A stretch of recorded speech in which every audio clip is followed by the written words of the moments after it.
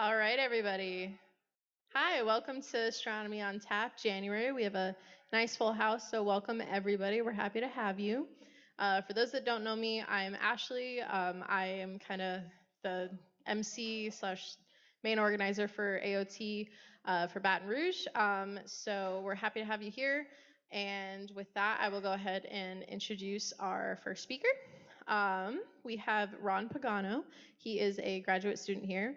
He received his BS from University of New Mexico, where he studied physics, and in 2019, he began graduate school at LSU and joined the LIGO experimental group.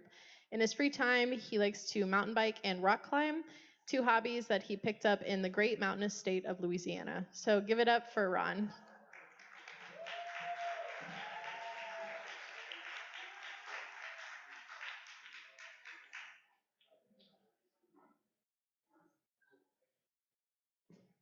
All right. What's up, everybody? Whoa, microphone. All right, so hi, I'm Ron Pagano, and I'm going to talk a bit about the work that I'm involved in at LSU. So I work with a LIGO group, and specifically I work on instrumentation, trying to figure out how to... Better? That's really loud. Yeah, so I work on instrumentation, trying to figure out how to address certain noise that shows up in the LIGO detector. I thought I'd start out with a picture of our lab because a lot of the time you kind of see the results that scientists come up with, but you kind of don't see how we come up with these results, and it's cool to see a little image of what labs actually look like. So I spent a lot of time looking at oscilloscopes and spectrum analyzers and trying to figure out which BNC port is the right port to plug into. But let's get into kind of the science now. So in this talk, I'm going to try and go over kind of what a gravitational wave is. Maybe some of you don't know that much about them, and how we actually detect them. I'm going to talk a little bit about quantum mechanics and how the uncertainty associated with quantum mechanics affects gravitational wave detectors. And finally, I'm going to talk about what we can do about the quantum noise that inevitably affects our detectors.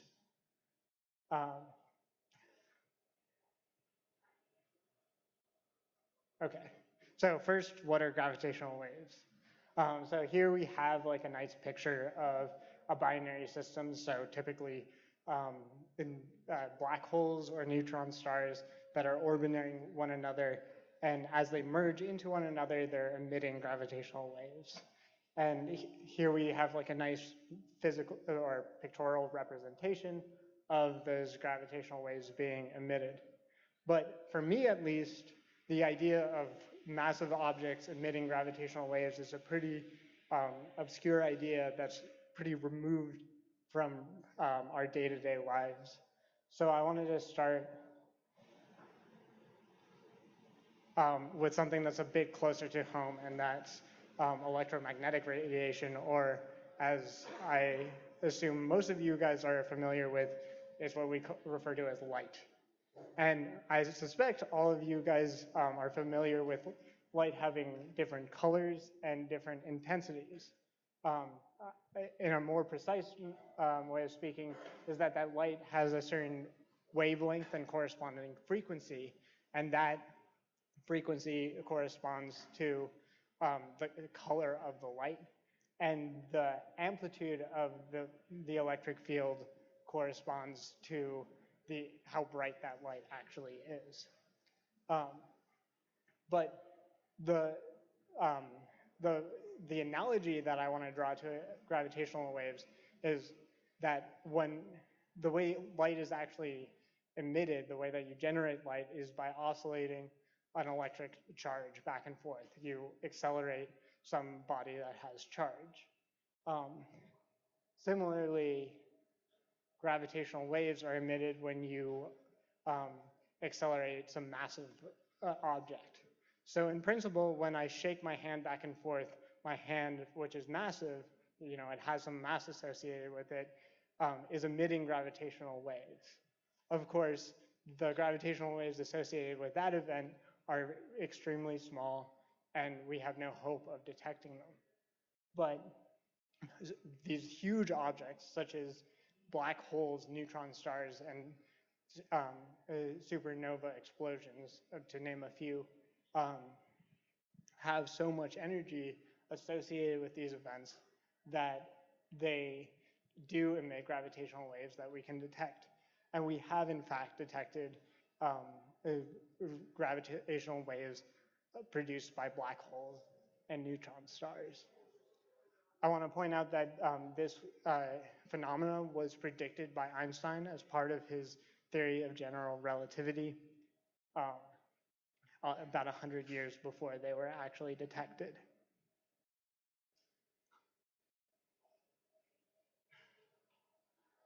Okay, so we've established that gravitational waves exist. Maybe you have a bit of an image of what they might look like, but how do we actually detect them? And the answer is that we use light. Kind of justifies a bit of the analogy that I tried to flesh out earlier. And like I mentioned, light has some wavelength and some amplitude associated with monochromatic light. Okay, but in order to take advantage of light and to measure gravitational waves with light, we have to understand interference and how light can interfere with itself. So if we think about two light sources, and for simplicity's sake, let's assume it has the same amplitude and wavelength. So here it's represented with the blue and the green curves. When you have two separate beams of light that overlap with one another, they'll interfere. And instead of detecting the sum of, or just, I guess, what you'll end up detecting is the sum of the electric field at a given point. So here the two electric fields are offset from one another. The peaks are offset from one another. And the result is this smaller electric field that you'd actually measure. Here I've shown you another example where the peaks are closer to one another, and the result is that they sum together and create a larger magnetic electric field. Yeah, so if this thing will work. I have another slide after this, I promise.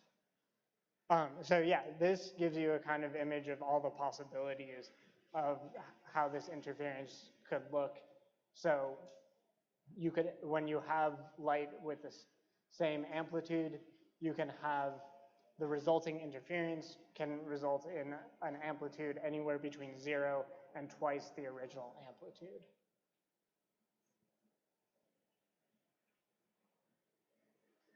And this property can be taken advantage of to measure distances very precisely. Before I move on, I just wanted to briefly introduce some terminology, because throughout this talk, I'm going to talk about a difference in phase. And what I mean by that is just the offset between the peaks of these two electric fields that are interfering with one another. But with that, how do we actually take advantage of this property to detect gravitational waves? And the answer is you use a Michelson interferometer. So a bit of background about the Michelson interferometer. It was invented by Albert Michelson and was used in this really famous experiment referred to as the Michelson-Morley experiment, where they were trying to detect luminescent ether. The idea was that people understood that light acted like a wave while it's propagating through space.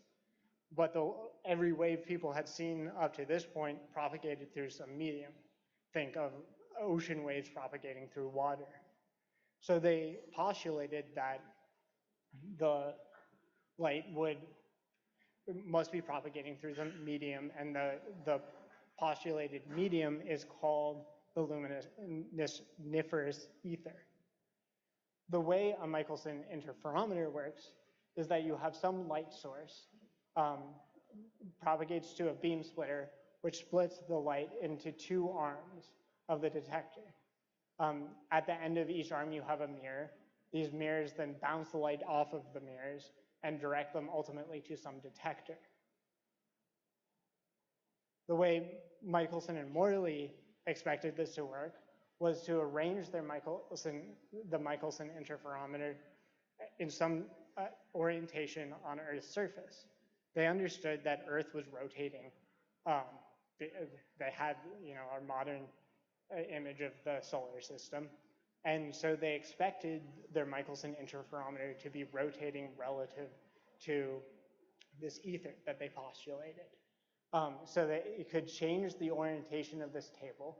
They have some light source that would propagate to the mirrors and ultimately be detected. And they figured out that if there was an ether, that you would get a resulting interference pattern based on the angle that this table was set relative to the motion of the Earth.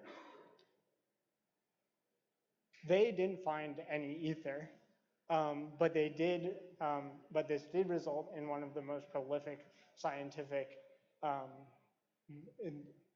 apparatuses that is still used today. And I think it's fair to say that one of the most famous modern examples of interferometer being used is in gravitational wave detectors. And the reason that this is so useful is because it can detect changes in the length of these arms relative to one another very precisely. So if we think about a gravitational wave, this diagram is supposed to represent the oscillation caused by a gravitational wave passing through some point in space. So as the gravitational wave passes by us, it'll stretch space in one direction while shrinking space in the other direction. And then as time goes on, it'll oscillate back and forth kind of in this way. This is, of course, simplified, but the basic idea is correct. If you arrange a Michelson interferometer in the space that the gravitational wave is passing through, you will shrink one arm and stretch the other arm as the gravitational wave passes through the detector. So you'll get some interference pattern that's detected at the detector. In other words, you use the interference of light to detect small changes in the length of these arms. So this would all be great if we lived in a perfect world that didn't involve noise. But everything has some noise associated with it. And the gravitational waves we expect to detect, or that we do detect, are extremely small. So in LIGO's current configuration, which is not just a simple Michelson interferometer, but is actually a very complex optical device, we expect to detect oscillations on the order of 10 to the negative 18 meters, which is tiny. And of course means that our detector is going to be extremely sensitive to noise inherent in the detector. So for that reason, LIGO is very complicated and it has all kinds of optical schemes in order to mitigate the noise inherent in the detector. And I wanted to show you a picture of LIGO. So this is LIGO Livingston. It's about 40 minutes away from where we are right now. And this is LIGO Hanford, which is in Washington State. We actually use both detectors to confirm that we actually have a detection. If you only got one detection, maybe it's something about going on in the detector, but having two helps to confirm that this happens, or that we really did detect a gravitational wave. I think there's some sources of noise that kind of intuitively make sense would kind of crop up in the detector. For example, ground motion. They're very big and they're spanning a whole bunch of land, and the ground underneath the detectors are moving. So that motion is going to be imprinted into the detector. Another maybe more intuitive example of noise that would um, imprint on the device is thermal noise. So thermal noise, what's happening when things are warm, is you're actually getting these microscopic motions of whatever has a finite temperature. So if your mirror is warm, it's actually moving a little bit, and those motions will be imprinted onto the detector. So at this point, I hope I've convinced you that, or you believe that gravitational waves exist, and you have some understanding of that now, and some understanding of how you would detect gravitational waves, and that our gravitational wave detectors are very sensitive to noise. But I don't think it's that intuitive that quantum effects would affect this very large device that have to do with gravitational waves. So I hope I can help make this a little bit more intuitive. And I thought the way I'd do that is kind of going through a bit of history about the development of quantum mechanics. And so we're going to start with Einstein and his paper titled "On the Heuristic Point of View Concerning the Production and Transformation of Light." You guys might have heard of this paper as his paper on the photoelectric effect. So at this time, people had realized that if you shine light on some material, it can stimulate the emission of electrons. What Einstein realized is that as you shine this light on the material, you actually only get the emission of electrons when, or I guess what I should say is, the light that's being absorbed into this material and stimulating the emission of these electrons is acting like discrete particles, or what we call photons today. What's really important to realize here is that photons can't be broken up into smaller pieces. They're kind of fundamental particles that you can't break up into smaller pieces. I want to point out before I move on that in this title, he calls it a heuristic point of view. And I think this reflects his continued skepticism about quantum mechanics. He understood that light propagated through, some medium or through air as a wave.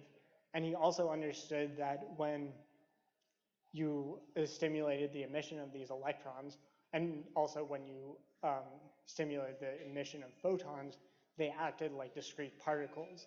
But I think he didn't think this was a coherent theory. He didn't think it made a lot of sense. And so in his title, he kind of embedded that skepticism. But nonetheless, that paved the way for Heisenberg to come along and come up with his famous Heisenberg uncertainty principle. I thought it was important to note that Heisenberg also had funny hairdos sometimes, and I think it might be important. Maybe not. But the way that Heisenberg illustrates the Heisenberg uncertainty principle, at least in some group of lectures, is by talking about microscopes.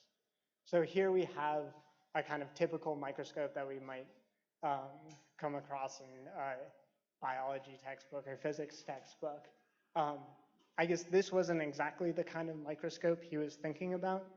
Instead, he was thinking of, this is actually a diagram from the series of lectures where he talks about this. And what he was really thinking about it was how precisely could you resolve some tiny object. And with Einstein's realization that photons were these particles that couldn't be broken up into smaller pieces, he realized that when you're trying to resolve some object through a microscope, you're always going to be scattering light off of that object that you're trying to resolve.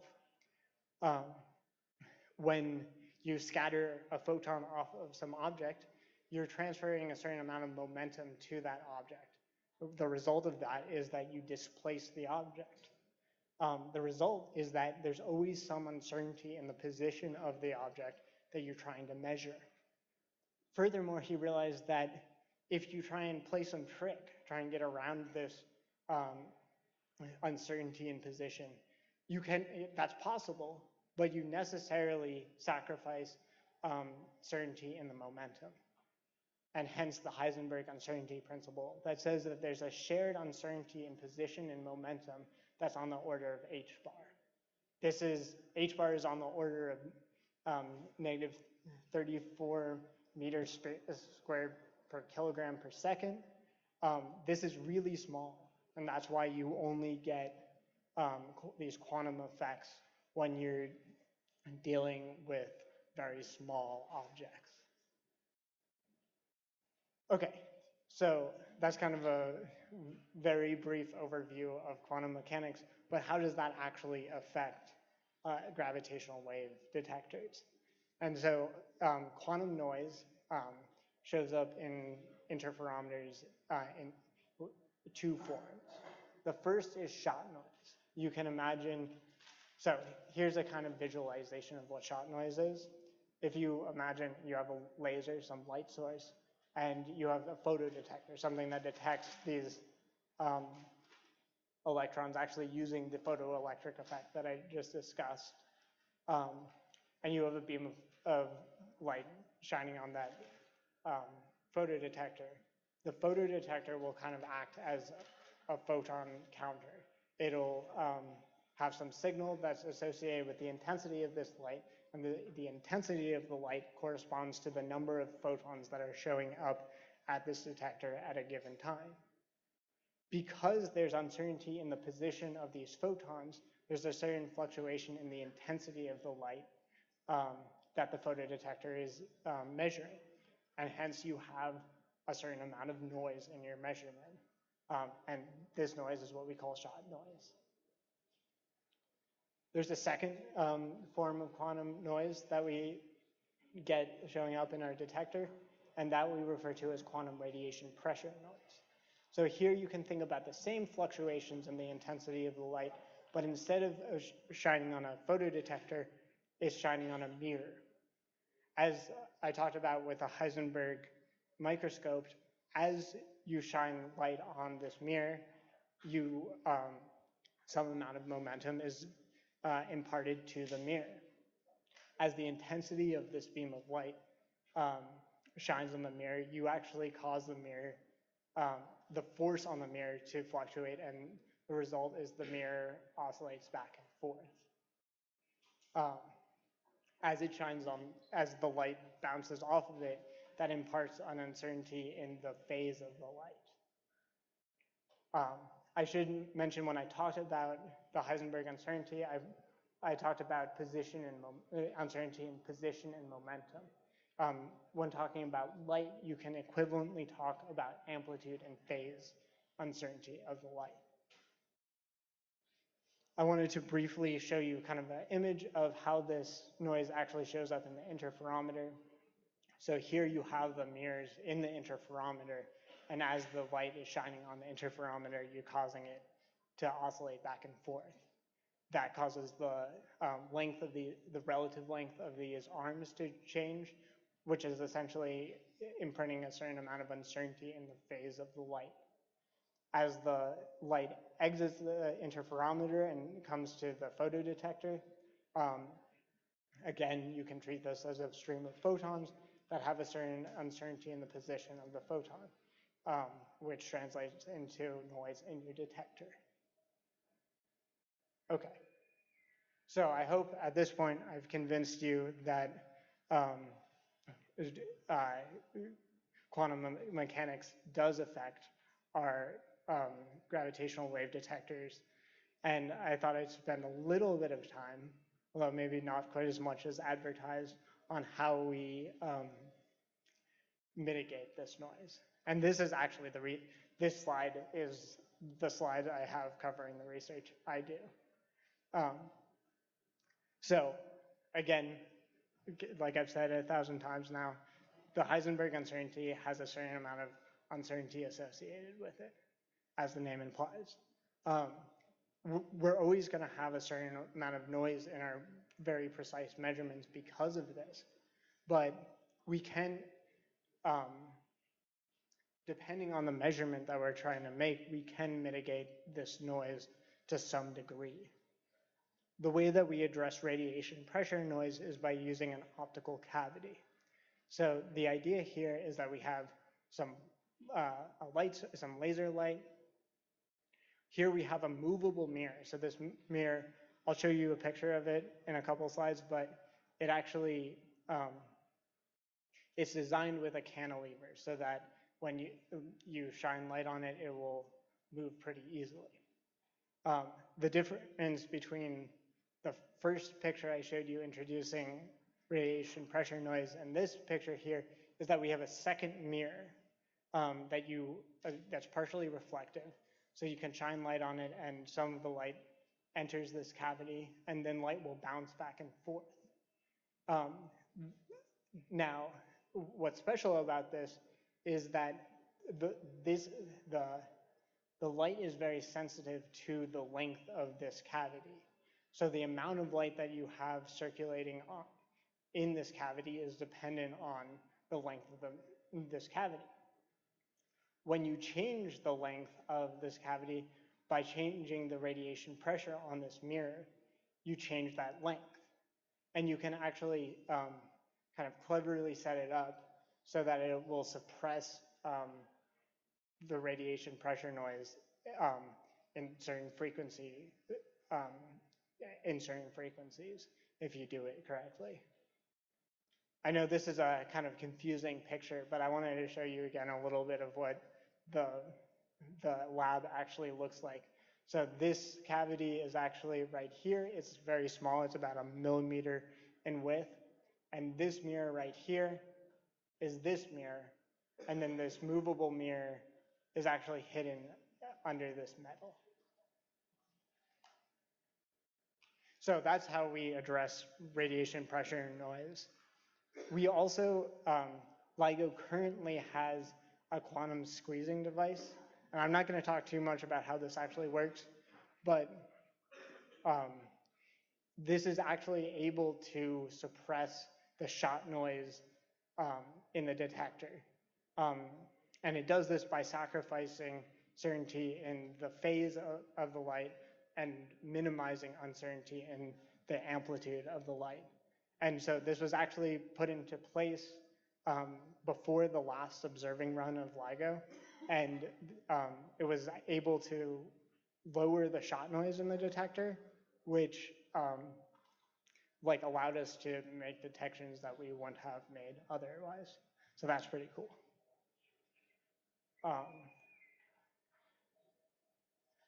Okay, this is about the end of the talk. I thought I'd just review kind of what the takeaways are.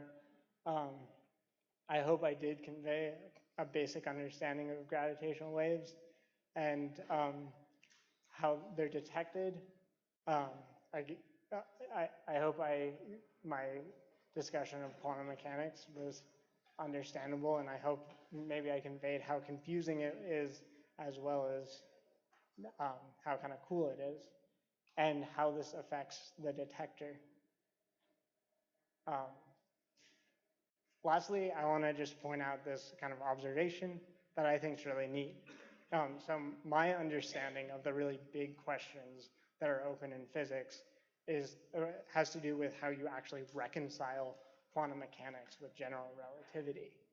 And I'm not sure LIGO gives us any answers about how you reconcile the two theories with one another, but you do see the two theories or quantum mechanics being a necessary tool that we have to understand in order to confirm Einstein's theory of general relativity. So with that, I want to end with the two messy hairdos.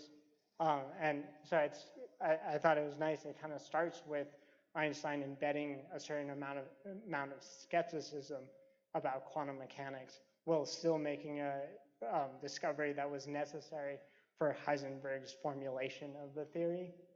And it, where we are now is Heisenberg's theory being kind of a pivotal tool that we use in order to confirm Einstein's theory of general relativity. So with that, I want to thank you all for listening to me and thank my group for all the help that they give me.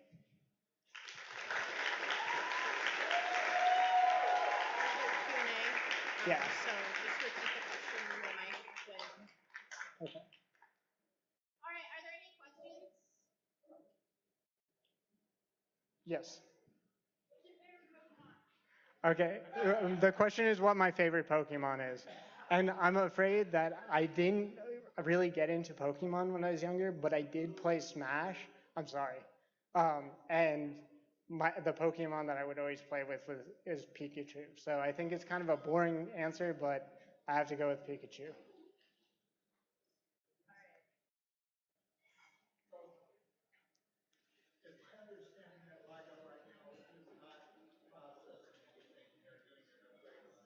Yeah, they're.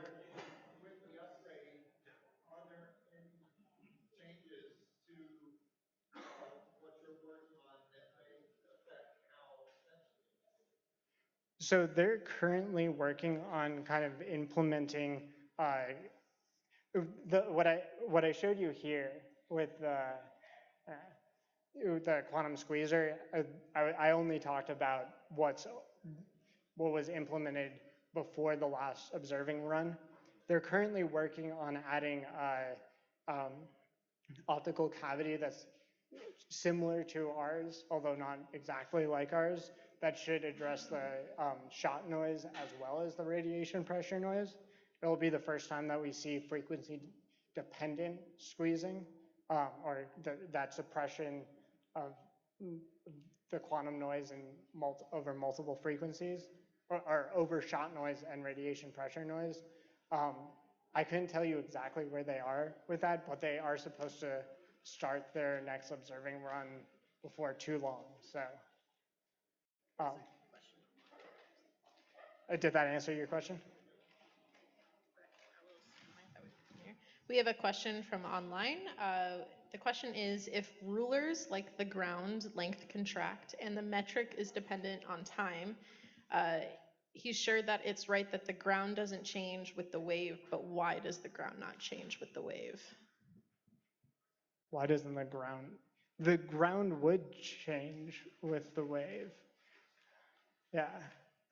But what you're concerned about is the relative, okay. You want the relative length of these two arms to be different. And the way gravitational waves work is it will contract one arm while lengthening the other. And so, yeah, you are actually changing the position of these mirrors. I hope if that wasn't clear. Any other questions from our audience here? In the back. Do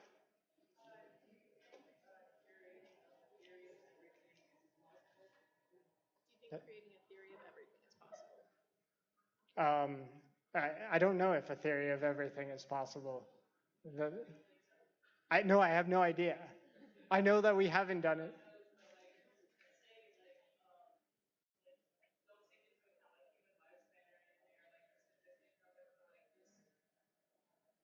Yeah, do I think it exists? It is a loaded question. Okay, I have actually at times thought that it's not possible, so I'll go with that answer. But why? I don't know. It's just kind of like this sense I get where it seems like a lot of the time what I've been studying, you see a bunch of disconnected theories, and actually connecting them seems too hard for my little mind.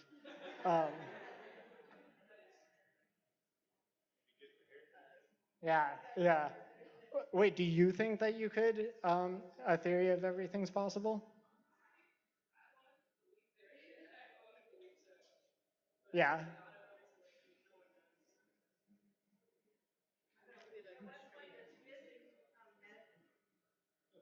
Fair. We have a question right here. I was just curious how the frequency components of the noise compare to the frequencies of the signal that you're looking for. So the frequency range that we're really interested in is the frequency range that we expect gravitational waves. Um, so can you repeat your question? Yeah, so there's noise coming, right? You said the shot noise and then the quantum random pressure noise. Yeah. Right? So I was wondering what the frequency components of that noise is and how those frequency components compare to the frequency of the signal that you're looking for. So, okay, the higher frequency noise is the shot noise. The lower frequency noise is the radiation pressure noise. But over that entire, like, we're looking at the frequency range that we expect gravitational waves. So they are, like, what we're thinking about is the range that we expect our signals to be showing up. Okay, so that noise is sitting right on top of the signal that you're hearing. Yes. In the frequency domain. Yes. Are there any other questions? We have time for one more question if there are. What frequency range do you expect for the gravitational wave? So we're looking at frequencies, let's say, between like 50 kilohertz to 100. 10 to 100. All right, sorry. 10 to 100 kilohertz? Kilohertz, right? Hertz? All right, sorry. Hertz. Numbers get confusing when you're in front of a crowd. All right, I'll take the mic back from you. All right, let's give Ron another round of applause.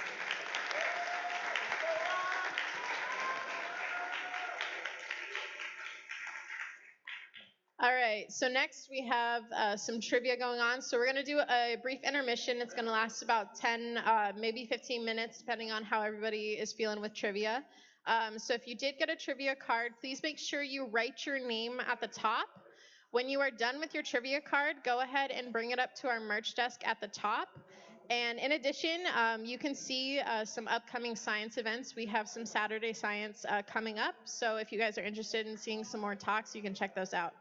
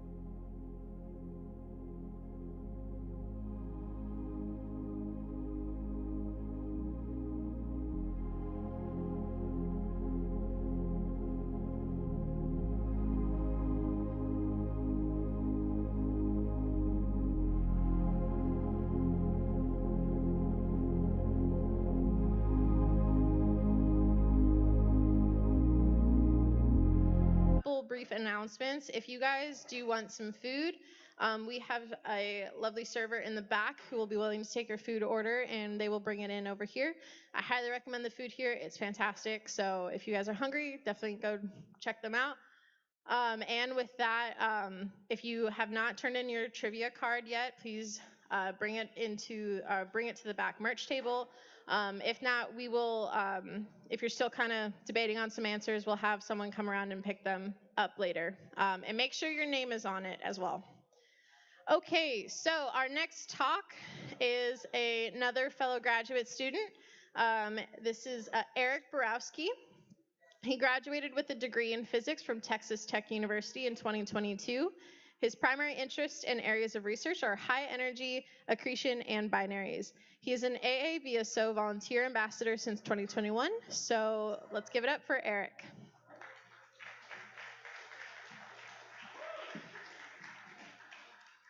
Hello, everyone. Thanks for coming out. Thanks, Ashley.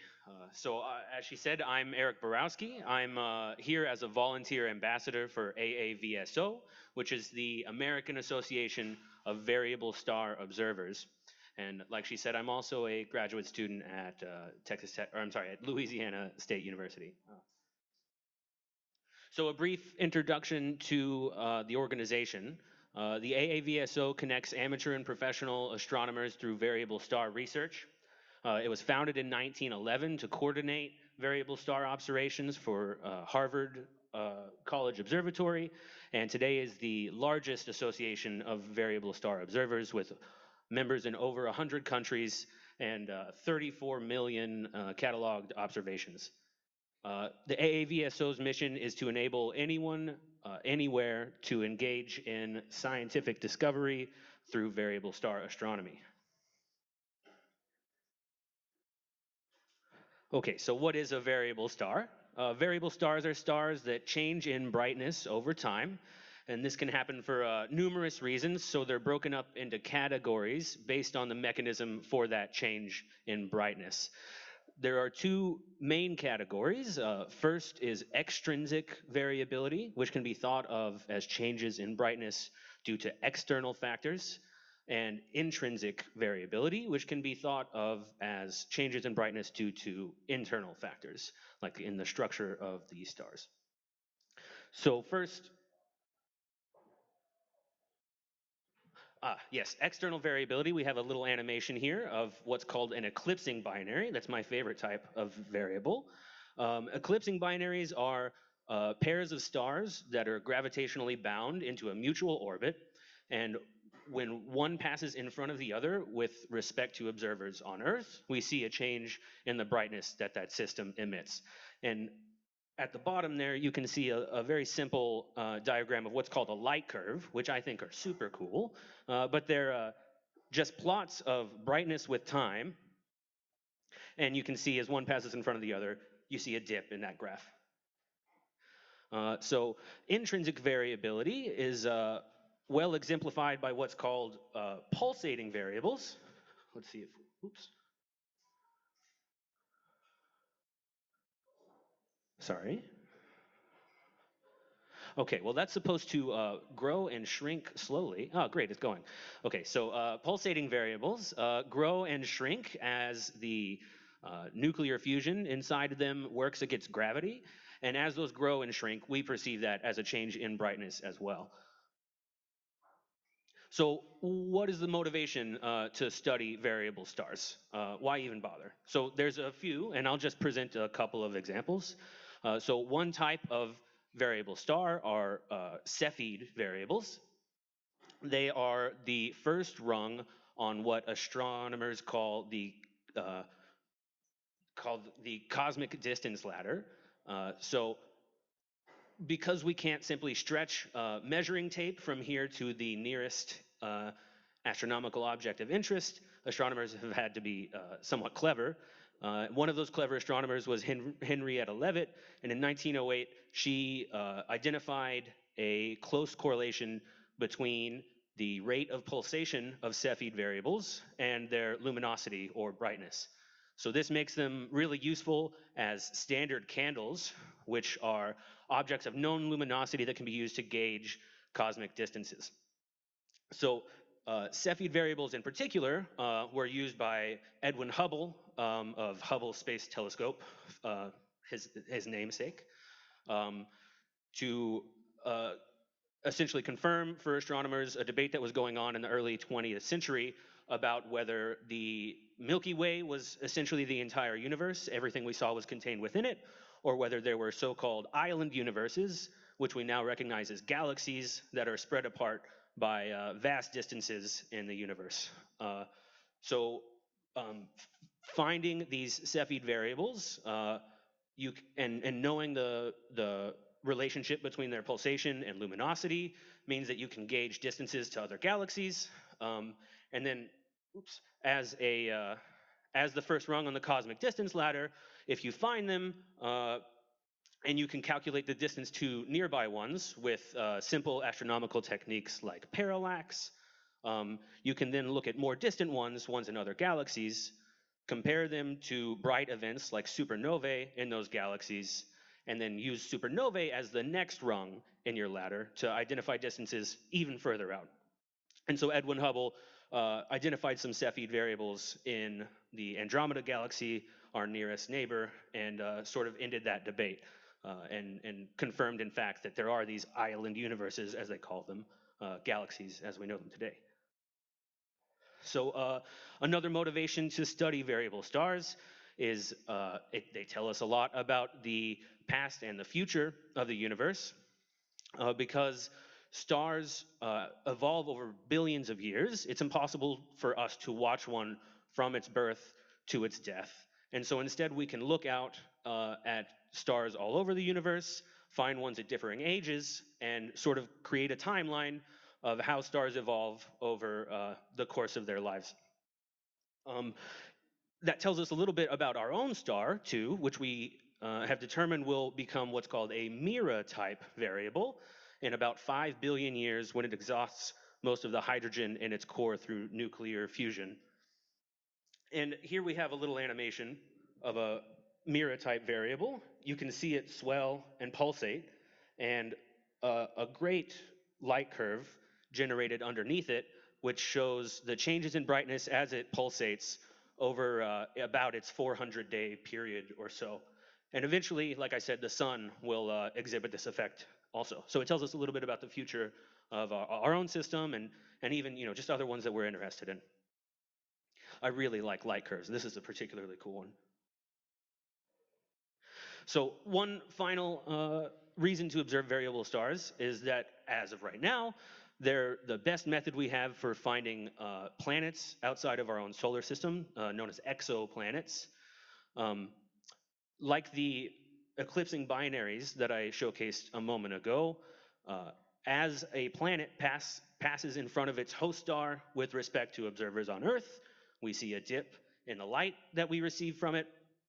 And beyond simply identifying the presence of planets, really precise observations can even determine the size of those planets, whether or not they have atmospheres, and even what those atmospheres are composed of. In fact, observations of exoplanets may be our best chance at finding extraterrestrial life eventually, identifying planets with atmospheres that might be able to harbor life. So where do you come in as an amateur astronomer? So the distinction between amateur and professional astronomy is a relatively young idea. People have always been performing science by looking up into the sky, pardon me, and identifying things they see and making observations. There are over 1 million known and cataloged variable stars, and new ones are discovered every single day. You can be part of that discovery and help to categorize and describe these new variables, or even old ones. Long-term observations are sometimes required because sometimes the variation a star can show is over very long periods of time. So we need similarly long periods of observation to make inferences about what's going on with those.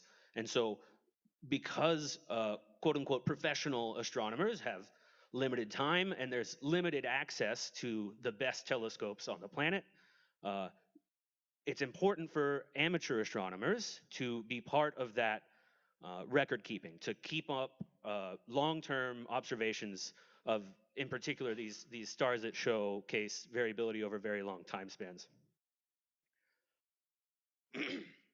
So also there are large, fancy all-sky surveys like TESS, the Transiting Exoplanet Survey Satellite, which are great at identifying thousands of variable stars at a time. But each of these potential variable stars, or at least these variable stars that are potential harbors for exoplanets, require follow-up in order to confirm or refute the presence of exoplanets, and of course to describe and categorize those as well. And amateur astronomers are well equipped to do follow-ups on these all-sky surveys to pinpoint what's going on and identify new exoplanets. So I've got a couple pictures here I just wanted to describe. The first one is, the one on top is the Crab pulsar, or the Crab Nebula, which has the Crab pulsar in the center of it, which is the remnant of a really bright supernova explosion that Chinese astronomers cataloged in 1,000 years ago.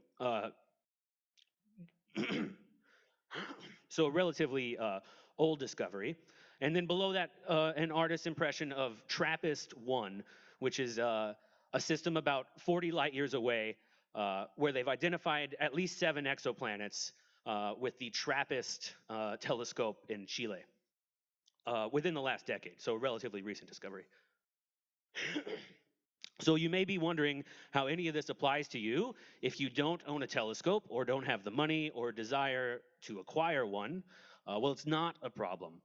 There are literally hundreds, perhaps thousands of variable stars that you can contribute materially to the science that you can contribute. You can make material contributions to the science by observing these variable stars with the naked eye or with binoculars that you can get for less than $50. Few of the highly advanced all-sky surveys, like TESS that I mentioned earlier, observe anything that is brighter than 8th magnitude. Don't worry too much about what that means. It's about as bright as Neptune.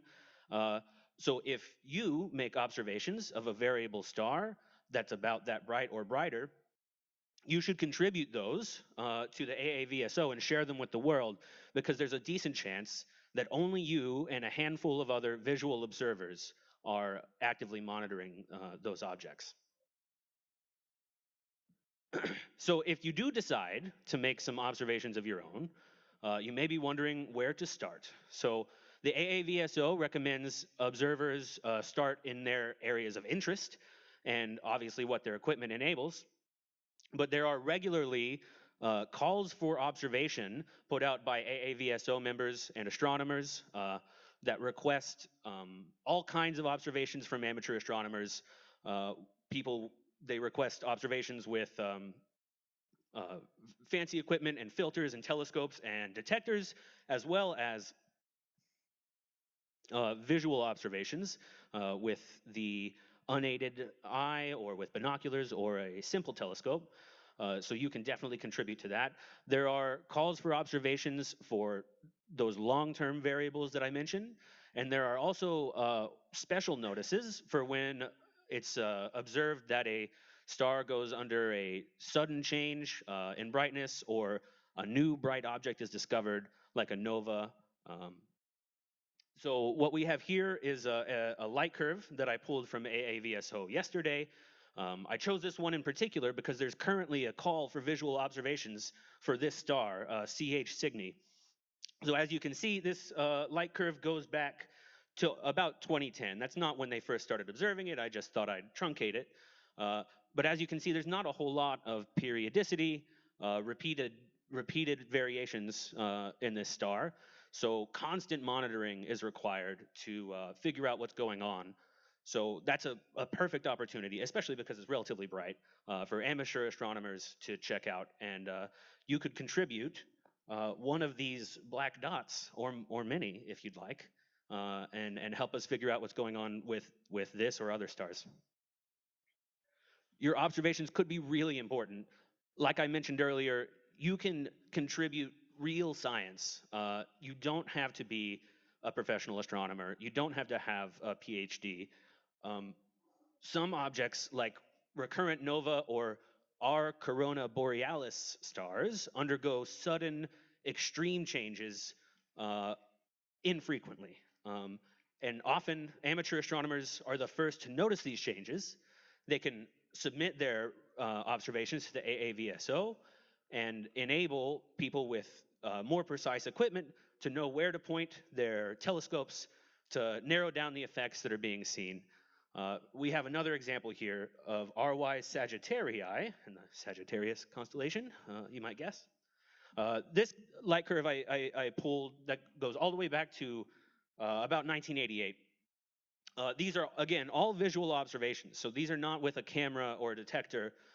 These are with a telescope or binoculars. Someone has marked down on a piece of paper how bright this star is. And you can see that most of the time it's relatively stable or at least predictably variable. But it occasionally, every several years, goes through a drastic dimming event. In fact, we're in the middle of one right now, but it's really impressive how much amateurs can contribute, in particular, to helping professionals and Space Telescope Institute to decide where to point their equipment to make further follow-up observations. So maybe none of this has convinced you to go out and make observations or to care about the AAVSO, but I assure you that there is something for every area of interest. There are opportunities, no matter your skill level, your knowledge, your experience, your equipment or lack thereof. There are free how-to webinars that help you increase your astronomy knowledge and skills. There are continuing education courses ranging from how to make good visual observations to how to reduce astronomical data or images. You could even just play around with the light curve generator. Sometimes that's neat. You just plug in your favorite star and see how it changes over time. Or you could perhaps become a volunteer ambassador like I and engage in outreach and education, getting more people interested in variable stars, which does come with the not small perk of free membership in the AAVSO. So the AAVSO has groups called observing sections, which essentially ensures that you will find someone who shares your interest in exoplanets, maybe young stellar objects, eclipsing binaries like myself, short period pulsating variables, or even perhaps our own sun. Maybe you're more interested in sunspots and things like that. In fact, in addition to that, one of my fellow ambassadors, Skylar, in Massachusetts, made this logo and is working on a logo for the eclipsing binaries section. So you can even contribute your graphic design knowledge to the AAVSO to further push the bounds of astronomy, if you will.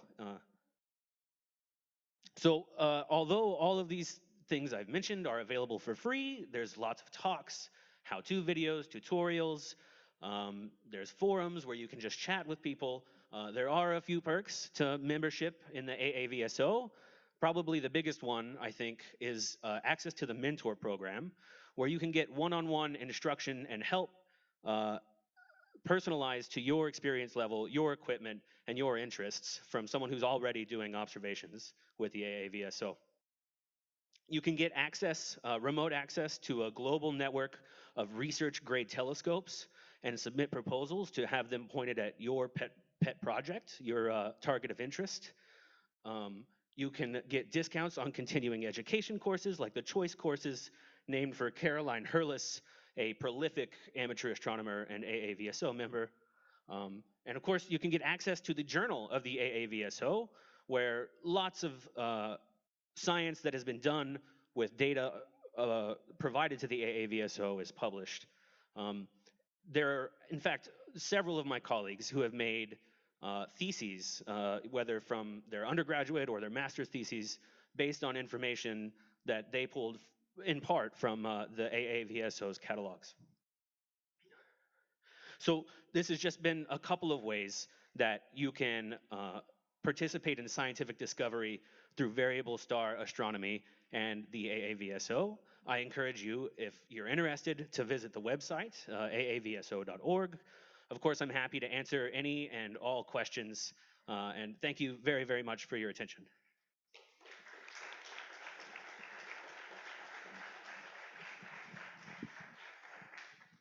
All right. Are there any questions for Eric about AAVSO? Yes.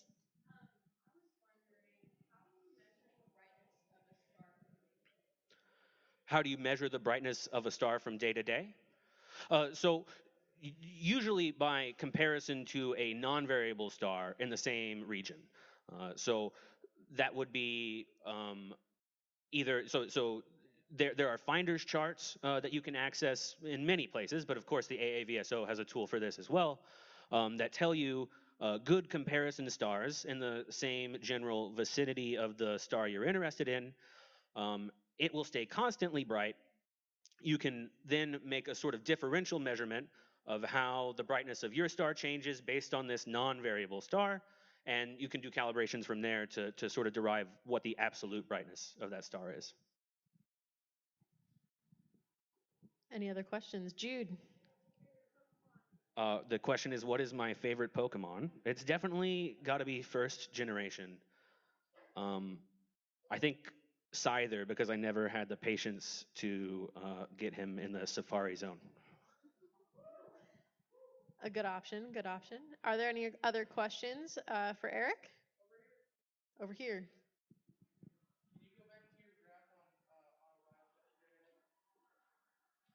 Certainly. Yes.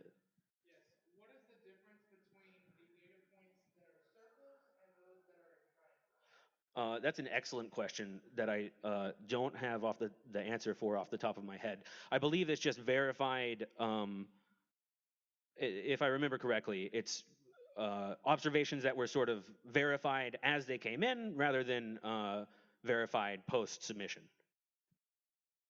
What's causing the variability in that star? So this is an R Coronae Borealis star, and I believe the changes in brightness are caused by dimming due to dust clouds, essentially, that have been ejected from the star.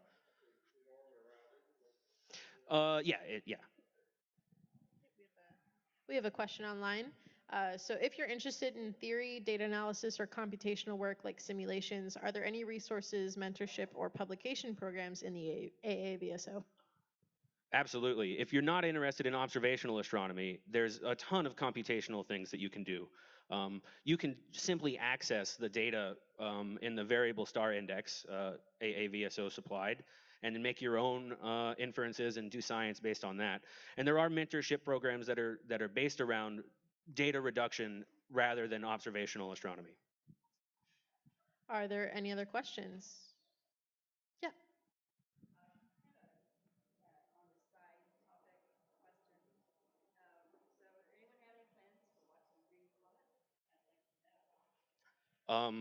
Does anyone? I think probably a ton of people. Oh, I see. Like a local event. Well, at the moment, I'm not aware of any organized events. But you could certainly, and in fact, I encourage anyone interested in more communications from the AAVSO or local events that they put on or sponsor or have some part in. I forgot to bring my sign-up sheet because I am forgetful. But if you jot down your email address, I will put you in touch with our communications manager, and we can get you information like that.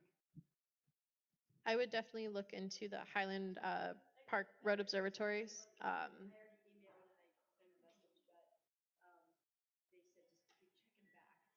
Yeah. Of course, with observational astronomy, we're really relying on the weather. So if it's cloudy, we really can't see anything. So yes, Farzana.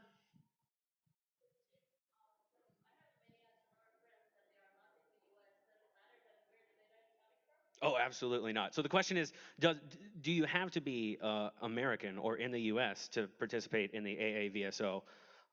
And it's probably about time they change their name because, like I said, there are participants in over 100 countries. In fact, several of my fellow ambassadors are located internationally. In fact, there's one really cool guy in Pakistan who's been putting on these star parties. have just blown my mind with the pictures of the attendance. I mean, like shoulder to shoulder, hundreds of people for one telescope. But absolutely not. You can contribute no matter where you're at, and that's really important to the AAVSOs to enable anyone anywhere to participate in scientific discovery. All right, we have time for one more question if there is one. Yes, in the back.